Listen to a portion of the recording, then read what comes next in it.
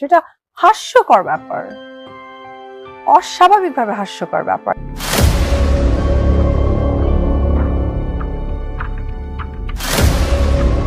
পরিমণিকে দেখে এবার হাসি থামে না অপু বিশ্বাসের। ট্রোল হলেন অভিনেত্রী পরিমণি। এই মোটা বডিতে এমন ড্রেস যেন অস্বাভাবিক লাগছে, অস্বাভাবিকভাবে হাস্যকর মনে হচ্ছে পরিমণিকে।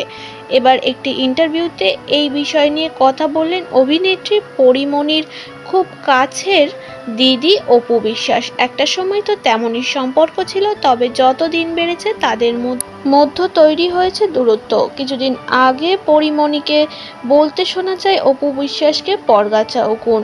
এবার তারই প্রতিশোধ নিলেন অভিনেত্রী।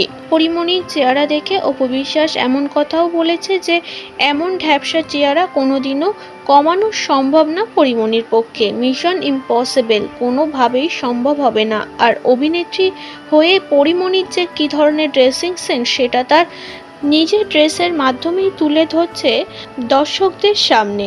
কখনোই সম্ভব না, ইম্পসিবল, মিশন ইম্পসিবল, কখনোই সম্ভব না।